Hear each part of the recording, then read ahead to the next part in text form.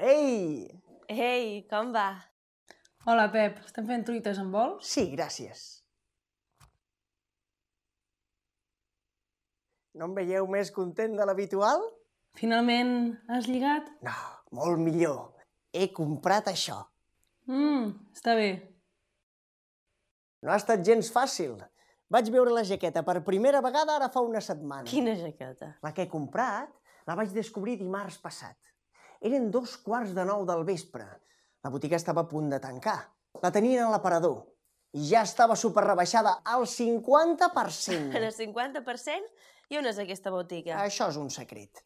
Bé, doncs com us deia, ja estava superrebaixada al 50%.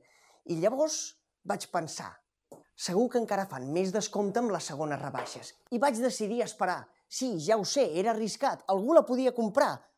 Però qui no s'arrisca no pisca. Durant una setmana he passat cada dia per la botiga. A primera hora del matí, quan obrien, a 2:15. Al migdia a 2:45, quan tancaven. A la tarda a les 5, quan tornaven a obrir. I per últim, a 2:15 del vespre, quan tancaven definitivament, per controlar que encara no l'havien venuda.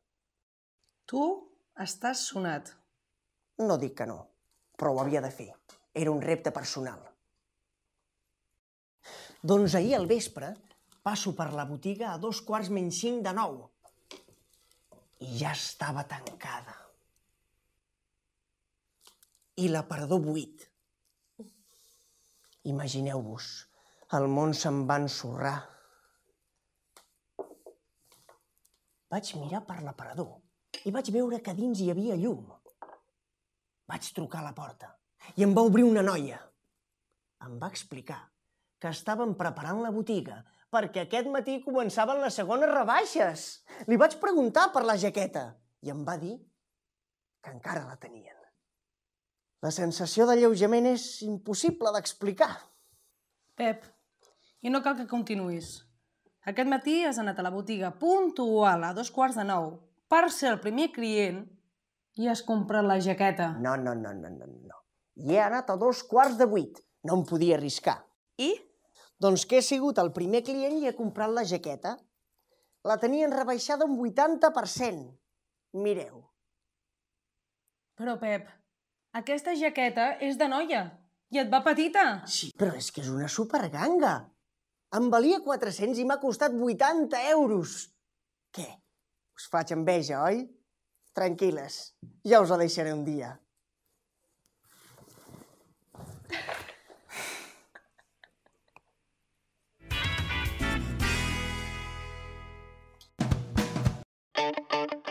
L'esplèndid edifici gòtic de la Llotja de la Seda de València és una prova exemplar de l'arrelada tradició comercial a casa nostra.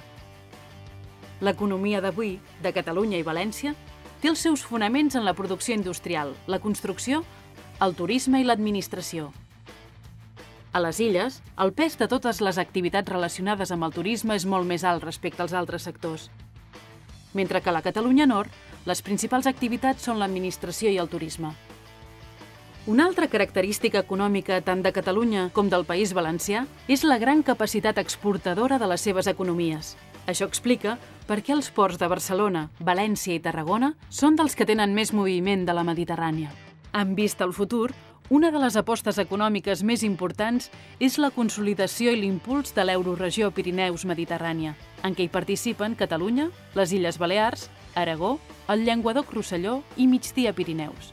Aquesta euroregió, amb l'arc mediterrani que es conforma si sumem el País Valencià, esdevé econòmicament i demogràficament una de les més importants de la Unió Europea.